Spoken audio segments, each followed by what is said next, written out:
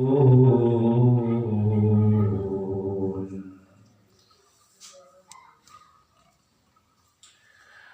النبي صلى الله عليه وسلم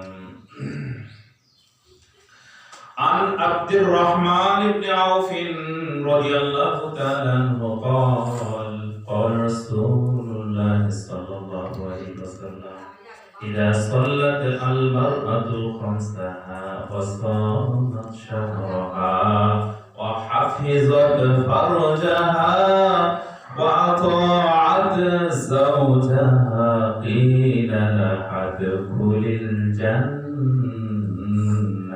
من أي أبواب الجنة شئت أو كما قال عليه الصلاة والسلام। সমস্ত প্রশংসা আল্লাহ সুবহানাহু ওয়া তাআলার জন্য, যে আল্লাহ পাকের অশেষ মেহেরবানি, দয়া এবং অনুগ্রহে আজকে ২৭তম সিয়ামের দিবসের দ্বিপ্রহরের পূর্ব মুহূর্তে আমরা একটি কোরআন এবং সুন্নাহর মাহফিলে কোরআন এবং সুন্নাহর আলোকে কিছু জ্ঞান অন্বেষণের জন্য বসতে পারলাম। সেই মহান মুনিবের শানে হৃদয়ের অন্তরস্থল থেকে, হৃদয়ের গভীর থেকে প্রশংসা জ্ঞাপন সূচক বাক্য পাঠ করি, বলি আলহামদুলিল্লাহ। দরুদ ও সালাম বর্ষিত হোক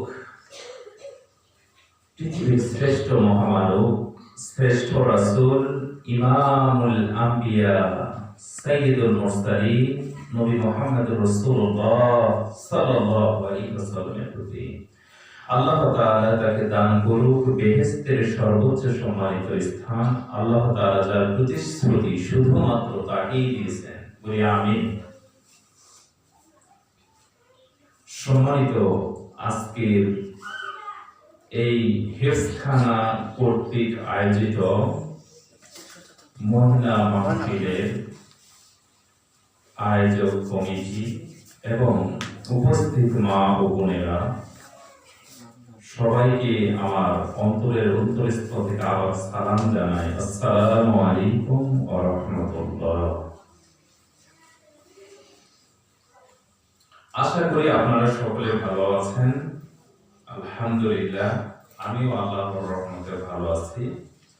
আপনাদের সম্মুখে এসেছি কোরআন এবং সুন্নাহ থেকে কিছু কথা বলবো। আশা করি আপনারা বাস্তব জীবনে তা মেনে চলার আপ্রাণ চেষ্টা করবেন ইনশাআল্লাহ। সবাই ইনশাআল্লাহ। প্রথমে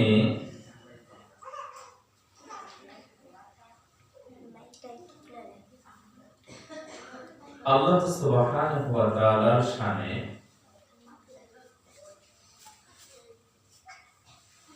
আমরা যে প্রশংসা জ্ঞাপন করলাম, সেই প্রশংসা জ্ঞাপনের জন্য, মানে আল্লাহর কৃতজ্ঞতা জ্ঞাপনের জন্যই মূলত আল্লাহ তাআলা আমাদেরকে এই পৃথিবীতে সৃষ্টি করেছেন, যাতে করে আমরা তার কৃতজ্ঞ বান্দাদের কাতারে শামিল হতে পারি। এজন্য আমরা আল্লাহ তাআলার কৃতজ্ঞতা আবার জ্ঞাপন করি, বলি আলহামদুলিল্লাহ।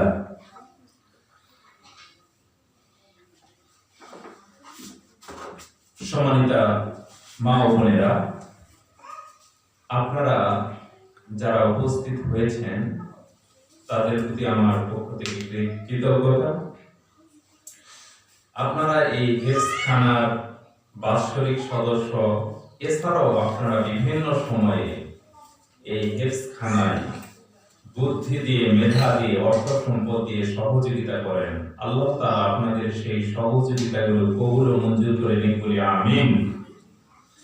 আল্লাহ সুবহানাহু ওয়া তাআলা তার বদৌলতে যারা আত্মীয় স্বজন আমাদের থেকে চলে গিয়েছে অন্ধকার কবরে, যাদের আজকে আপনার আমার কাছ থেকে কোনো কিছুই চাওয়া পাওয়ার নেই, সেই সমস্ত কালেমা পড়া মুসলিমা পুরুষ ও নারীদেরকে আল্লাহ তাআলা মাফ করে দিন, আমিন।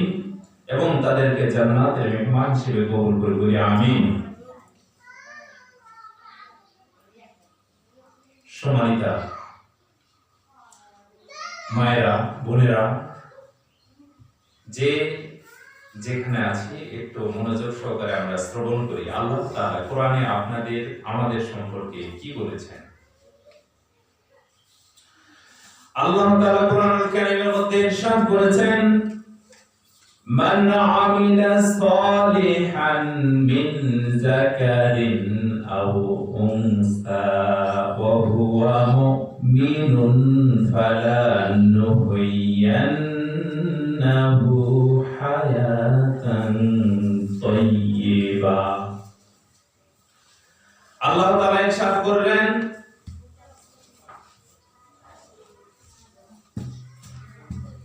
যে কেউ নারী হোক কিংবা পুরুষ হোক, যদি কোনো মুমিন আমলে সলে করে, সৎ কাজ করে, ভালো কাজ করে, তাহলে যদি মুমিন হয় আল্লাহ তাআলা বললেন ফালানুহয়িয়ান্নাহু হায়াতান তাইয়্যিবা, আমি তাদেরকে উত্তম জীবন প্রণালী দান করব, স্বাচ্ছন্দ্যময় জীবন প্রণালী দান করব, পবিত্র জীবন দান করব। যে কেউ সেটা পুরুষ হোক, সেই ব্যক্তি নারী হোক, নারী বা পুরুষ যেই হোক না কেন, যদি মুমিন হয় আর আমলে সালেহ করে, যদি ভালো কাজ করে, তাহলে আল্লাহ তাআলা তাদেরকে ওয়াদা করলেন যে আমি তাদেরকে উত্তম পবিত্র জীবন দান করব। মা বোনেরা, আপনি আমি যেই ভালো কাজ করব, আল্লাহ তাআলা শর্ত দিলেন যদি মুমিন হয়, মুমিনা হয়, বিশ্বাসী হয় আল্লাহর প্রতি, তাহলে আল্লাহ তাআলা কোরআনের আয়াতে স্পষ্ট নারী এবং পুরুষের কথা উল্লেখ করে আল্লাহ বললেন যে আমি তাদেরকে উত্তম পবিত্র জীবন দান করব। ওয়ালা নাজজিয়ান্নাহুম আজরাহুম বিআহসানি মা কানু ইয়ামালুন, আর তাদেরকে আমি দান করব তাদের আমলগুলোর প্রতিদানে এত সুন্দর দান। সম্মানিতা মা ও বোনেরা, আল্লাহ সুবহানাহু ওয়া তাআলা আমলে সালেহের পরিবর্তে আপনাকে আমাকে কি দান করবেন বললেন? সুন্দর পবিত্র জীবন এবং উত্তম প্রতিদান। যে প্রতিদান এই পৃথিবীতে আমরা পাবো না, এই প্রতিদান মূলত আখিরাতে আমাদের জন্য আল্লাহ সুবহানাহু ওয়া তাআলা সংরক্ষণ করে রেখেছেন। বলি সুবহানাল্লাহ। তারা পাওয়ার জন্য কি করতে হবে? আমলে সালেহ। আমলে সালেহ কি? আমলে সালেহ কাদের জন্য প্রযোজ্য? আল্লাহ তাআলা কোরআনুল কারীমের মধ্যে যতবার আমলে সালেহ উত্তম কাজ, ফরজ কাজের কথা বলেছেন, ততবার ঈমানদার বলে ডাক দিয়েছেন। যেমন আল্লাহ তাআলা কোরআনুল কারীমের মধ্যে ডাক দিলেন, ইয়া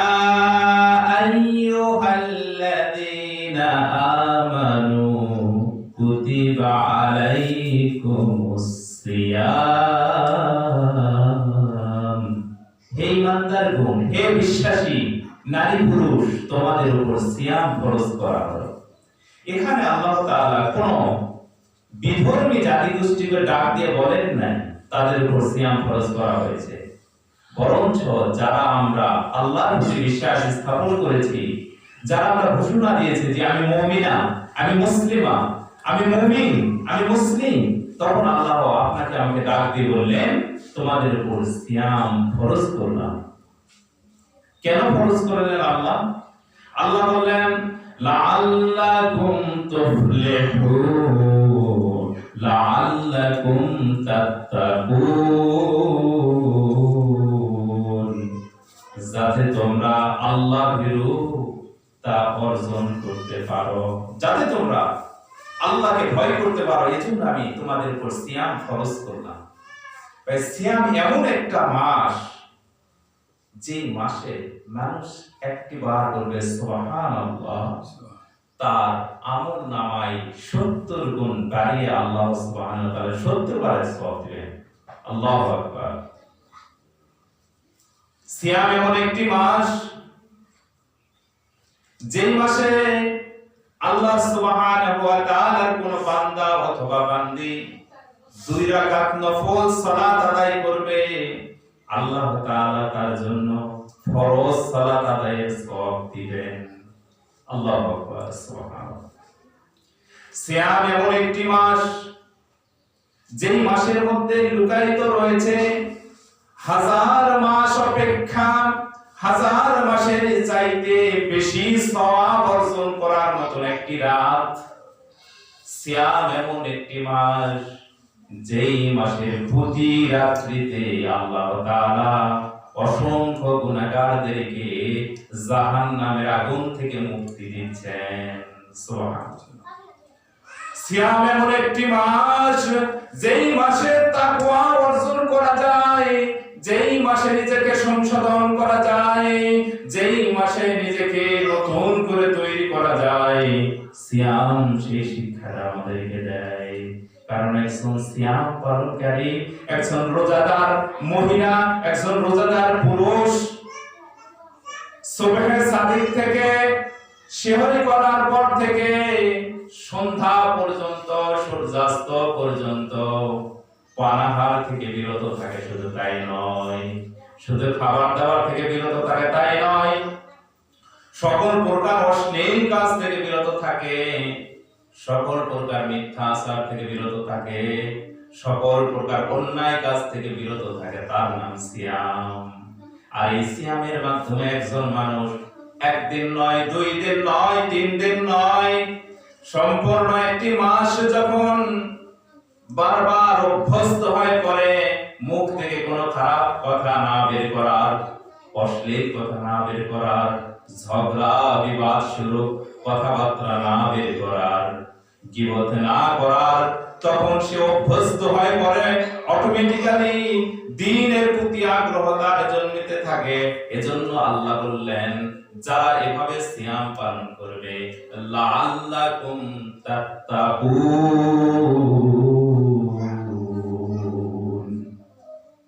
সম্ভবত আশা করা যায় আমার সেই বান্দা বান্দিরা আল্লাহ ভীরুতা অর্জন করতে সক্ষম হবে। আশা করে আল্লাহ সুবহানাহু ওয়া তাআলা এই মাসটি দেওয়ার পর তিনি আশা পোষণ করেছেন যে যারা এই মাসের মর্যাদা দিবে, আল্লাহ সুবহানাহু ওয়া তাআলা তাদের হৃদয়ের মধ্যেও এমন একটি বিষয় দিবেন, সেটি হচ্ছে আল্লাহ ভীরুতা, পরহেজগারিতা, তাকওয়া আল্লাহ দিয়ে দিবেন। তা আপনার আমার কাজ হচ্ছে আল্লাহ সুবহানাহু ওয়া তাআলার সন্তুষ্টির জন্য সিয়াম পালন করা।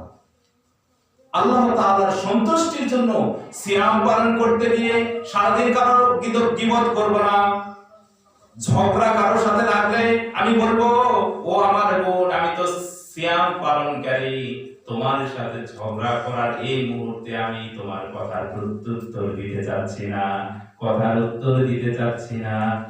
এভাবে সিয়াম পালনকারী প্রত্যেক মা আরেক মাকে বলবে, এক বোন আরেক বোনকে বলবে, এই মুহূর্তে ঝগড়ার মুহূর্ত নয়, বরঞ্চ এই মুহূর্তে আল্লাহর সন্তুষ্টি অর্জন করার মুহূর্ত।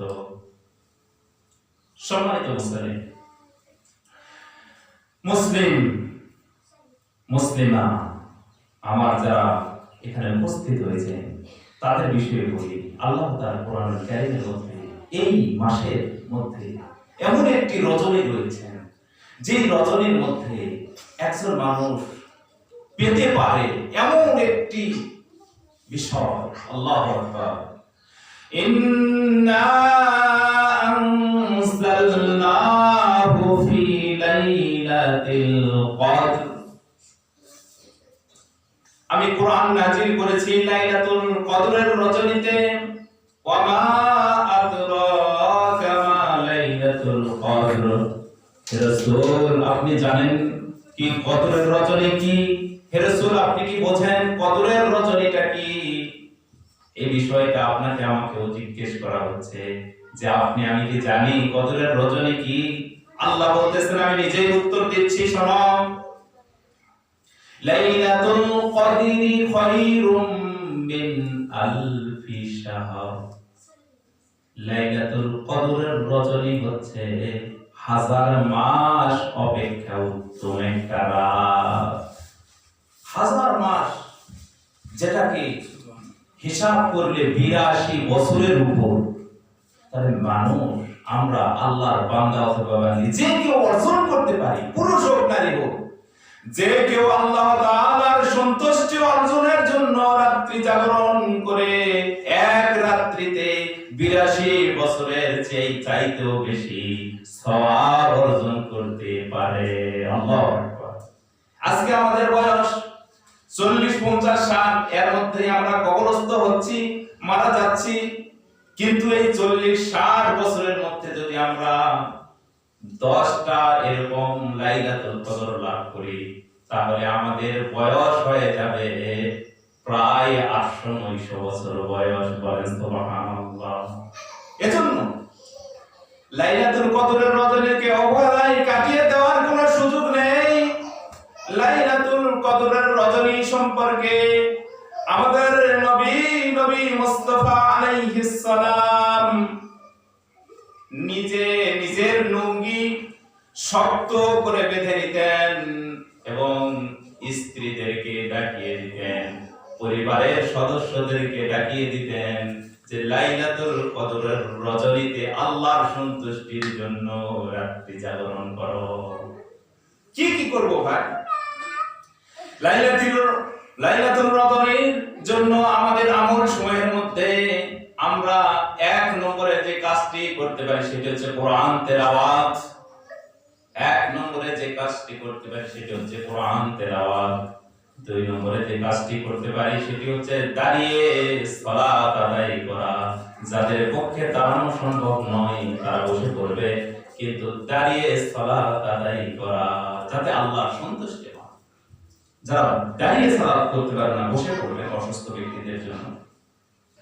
তাহলে লাইলাতুল কদরের রজনী পেতে হলে কোরআন তেলাওয়াত করতে হবে।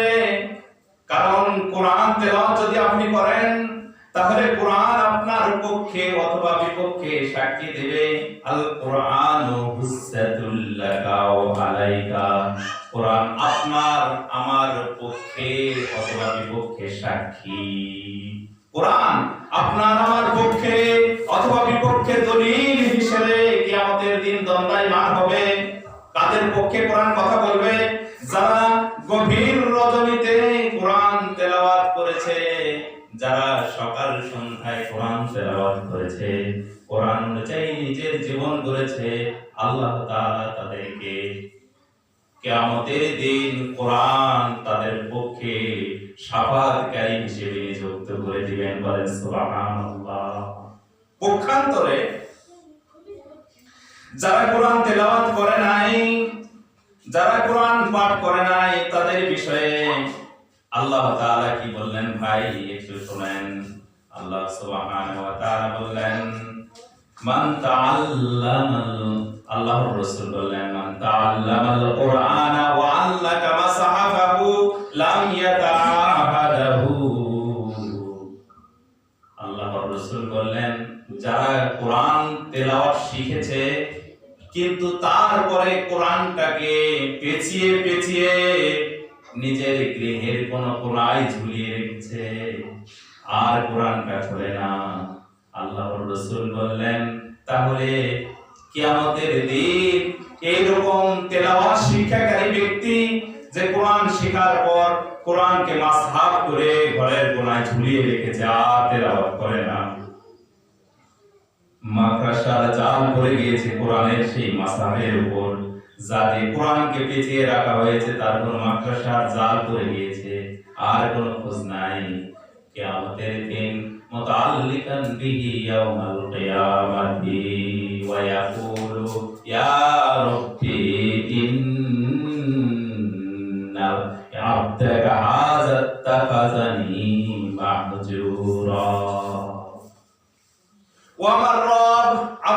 বান্দা, আপনার এই বান্দি আমাকে পাঠ করা শিখেছিল, কিন্তু ঘরের কোনায় এমন ভাবে আমাকে বাঁধাই করে রেখেছিল, আলমারির ভিতরে রেখেছিল, কিন্তু আমাকে আর বের করে নাই, আমাকে আর পাঠ করে নাই, তেলাওয়াত করে নাই, আমার ভিতরে বিধিবিধানগুলো বোঝার চেষ্টা করে নাই, মানার চেষ্টা করে নাই।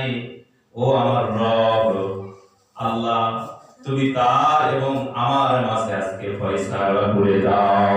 ফাকদি বাইনি ওয়া বাইনাহু, ও আমার রব, তুমি আমার এবং তার মাঝে ফয়সালা করে দাও। কেন সে পৃথিবীতে তেলাওয়াত শেখার পরেও কোরআনকে ঘরের কোণে মাসাব করে রেখেছিল, বাঁধাই করে রেখেছিল? তার মানে কিয়ামতের দিন কোরআন আপনার আমার বিপক্ষেও সাক্ষী দিবে। কিয়ামতের দিন কোরআন আপনার আমার বিপক্ষেও কথা বলবে, সাক্ষী দিবে, এমনকি অভিযোগ এমন ভাবে দায়ের করবে যে ওই অভিযোগ থেকে আমরা বের হতে পারবো না। এজন্য আসুন, খায়রুকুম মান তাআল্লামাল কুরআন ওয়া আল্লামা, পৃথিবীতে যত মানুষ রয়েছে তাদের মধ্যে উত্তম মানুষগুলোর কাতারে পড়বে যারা নিজে কোরআন শিক্ষা করে, অন্যকে শিক্ষা দেয়। নিজে কোরআন শিক্ষা করে, অন্যকে শিক্ষা দেয়, তারা উত্তম। সুতরাং উত্তমদের কাতারে যদি আমরা পড়তে চাই, নিজে কোরআন শিক্ষা করতে হবে, অন্যকে শিক্ষা দিতে হবে। যদি শেখার বয়স শেষ হয়ে যায়, তাহলে যারা কোরআন শিখেছে তাদেরকে গালি দিয়ে তাদের কাছে বসে বলতে হবে, ও আমার ভাতিজা, ও আমার বোন, ও আমার খালা, তুমি একটু কোরআন তেলাওয়াত করো, আমি একটু শ্রবণ করি। কারণ কোরআন শ্রবণ করা, কোরআন পাঠকারীর সওয়াব যতটুকু, কোরআন যে শ্রবণ করবে মনোযোগ সহকারে, তার সওয়াবও ততটুকু। বলেন সুবহানাল্লাহ। তাহলে আমরা দেখব যে আমার কোন বোন কোরআন তেলাওয়াত শিখেছে, আমি পারি না, তাহলে আমি কি করব? আমার সেই বোনকে বলবো, বোন তুমি একটু আমার পাশে বসো, কোরআনের সূরা ইয়াসিনটা একটু তেলাওয়াত করো, সূরা কাহাফ একটু তেলাওয়াত করো, সূরা বাকারার শেষের 2 আয়াত তেলাওয়াত করো, আমি একটু শ্রবণ করি। এতে করে আপনার কোরআনের প্রতি ভালোবাসা প্রকাশ পায়। আর যে কোরআনের প্রতি ভালোবাসা প্রকাশ করবে, ইহলৌকিক জীবনে, পারলৌকিক জীবনে কোরআন তার পক্ষে সাক্ষী দিবে, কোরআন তাকে জান্নাতে নিয়ে যাওয়ার চেষ্টা করবে। বলি সুবহানাল্লাহ। সম্মানিত মা বোনেরা, আপনারা আমার কথা বুঝতে পারতেছেন কিনা জানি না। আমি কোরআন সম্পর্কে একটু আলোচনা করলাম, যা আল্লাহ সুবহানাহু ওয়া তাআলা ঈমানদার নারীদের উপর, পুরুষদের উপর কর্তব্য করেছেন। সেটি হলো কোরআন আমাদেরকে বোঝার চেষ্টা করতে হবে, কোরআন আমাদেরকে পাঠ তেলাওয়াত করতে হবে, কোরআনকে মহব্বত করতে হবে। নিজে যদি কোরআন তেলাওয়াত করতে না পারি, তবু কোন কোন বিষয়টা গুরুত্বের সাথে মানতে হবে একটু বলি। সূরা বাকারার শেষের 2 আয়াত, সূরা বাকারার শেষের 2 আয়াত, এই 2 আয়াতের মর্যাদা সম্পর্কে আল্লাহ তাআলা বললেন যে আল্লাহ তাআলা পৃথিবী সৃষ্টি, সবকিছু সৃষ্টির 2000 বছর পূর্বে জান্নাতের একটা বিষয় থেকে এই 2টা আয়াত আমাদেরকে দান করেছেন। বলেন সুবহানাল্লাহ। সাহাবীরা কি করতেন? এই 2 আয়াত নিজে শিখতেন, সন্তানদেরকে শিখাতেন, স্ত্রীদেরকে শিখাতেন, এবং প্রতিদিন তারা ঘুমের সময় যখন তারা ঘুমাতে যাবে তখন এই 2 আয়াত পাঠ করতেন। কোন 2 আয়াত? প্রশ্ন যদি করা হয় কি উত্তর? সূরা বাকারার শেষের 2 আয়াত। খুবই ফজিলতপূর্ণ, খুবই ফজিলতপূর্ণ।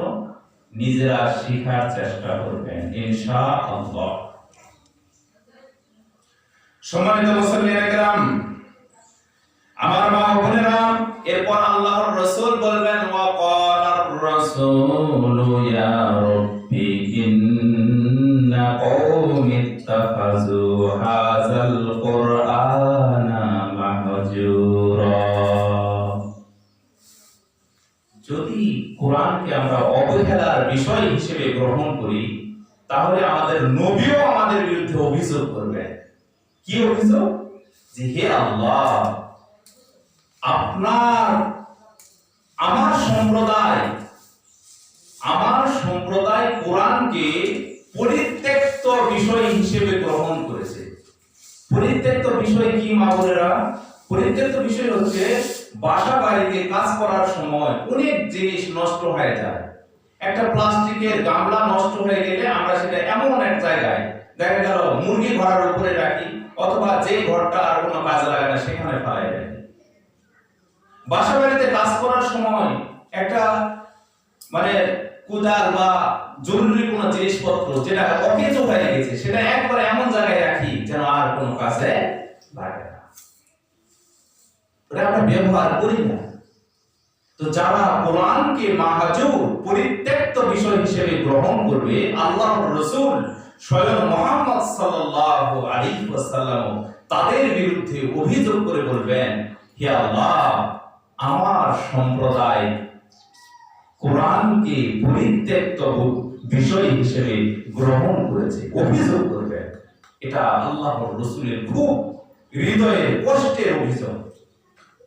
সুতরাং যারা কোরআন শিখেছি, যারা শিখতে পারি নাই, শেখার চেষ্টা করব, অথবা শিখার বয়স শেষ হয়ে গেলে নাতি নাতনি যারা শিখেছে, অথবা হেফজখানার ছোট ছোট বাচ্চাদের দু একজনকে দাওয়াত দিয়ে কোরআন একটু পাশে বসে শ্রবণ করবেন, এরপর তাদেরকে বলবেন আলহামদুলিল্লাহ। এভাবে আপনি কোরআনকে ভালোবাসায় রূপান্তরিত করতে পারেন। সম্মানিত মুসলিম কিরাম, বেশি সময় যেহেতু নেই, আজকে আপনারা আসতেও একটু অবহেলা অলসতায় করছেন, আর কাজও আছে, বাসা বাড়িতে বহু ধরনের কাজ থাকে। হ্যাঁ, রোজা রমজানের দিন আমি আপনাদেরকে যে নসিহতগুলো করবো তার প্রথমে যেটা করলাম কোরআন সম্পর্কে। তাহলে কোরআনের সূরা বাকারার শেষের 2 আয়াতের গুরুত্ব আমি বললাম। আরেকটা বলে যাই, সূরাতুল কাহাফের প্রথম 10 আয়াত, সূরাতুল কাহাফের প্রথম 10 আয়াত প্রতি জুমার দিন পড়বেন, দেখে পড়বেন, নিজে না পারলে আরেকজন থেকে শুনবেন, যে পারে তাকে বলবেন, বোন তোমারও উপকার হবে, আমারও, তুমি একটু করো। কি উপকার? দাজ্জালের যত প্রকার ফিতনা আছে, দাজ্জাল থেকে, সেই ফিতনা থেকে আমরা মুক্ত থাকবো ইনশাআল্লাহ। তাহলে সূরাতুল কাহাফের প্রথম 10 আয়াত জুমার দিন তেলাওয়াত করলে আমি এক জুমা থেকে আরেক জুমা পর্যন্ত দাজ্জালের ফিতনা থেকে নিরাপদ থাকতে পারবো। পৃথিবী এমন একটি গতিতে চলতেছে, এমন একটি সময়ের মানুষ আমরা, যেই সময়ে দাজ্জালের আবির্ভাব হওয়ার সম্ভাবনা আছে। কবে দাজ্জাল আবির্ভাব হবে তার সঠিক সময় জানি না, তবে যা পৃথিবীতে ঘটতেছে যে অপরাধগুলো, এই অপরাধগুলোর মধ্যে বোঝা যায় ইমাম মাহদী এবং দাজ্জাল উভয়ে আগমন করবে। সুতরাং দাজ্জালের ফিতনা থেকে, দাজ্জালের ফিতনা কেমন? দাজ্জাল আপনাকে জান্নাত দেখাবে, কিন্তু বাস্তবে তা জান্নাত নয়। আপনি যদি দাজ্জালের সেই ফিতনায় পড়ে যান, জাহান্নামে চলে যাবেন। দাজ্জাল আপনাকে ভয় দেখাবে যে এই কাজগুলো জাহান্নাম, এই কাজগুলো করলে আপনার কষ্ট হবে, কিন্তু বাস্তব সেই কাজগুলোর মাধ্যমে আপনি জান্নাত পেতে পারেন। এজন্য দাজ্জালের এই গোপন রহস্য ভেদ করে ঈমানের শক্তিতে বলিয়ান হতে চাইলে, বিজয়ী হতে চাইলে আমাদেরকে সূরাতুল কাহাফ তেলাওয়াত করতে হবে। ইনশাআল্লাহ আমরা প্রতি জুমায় পড়ার চেষ্টা করব। মা বোনেরা বুঝতে পারতেছেন ইনশাআল্লাহ? আচ্ছা, এরপর সূরা কাহাফ এবং সূরা বাকারার কথা বললাম, আর একটা বলে আমি অন্য আলোচনা আবার বলবো। সেটি হচ্ছে, কারো যদি সূরা কাহাফ তেলাওয়াত শোনার মতো মানুষও কাছে না থাকে এবং নিজেও যদি না পড়তে পারে, তাহলে সূরা ইখলাস, সূরা নাস, সূরা ফালাক, সূরা ইখলাস, সূরা নাস এবং সূরা ফালাক, এই 3টি সূরা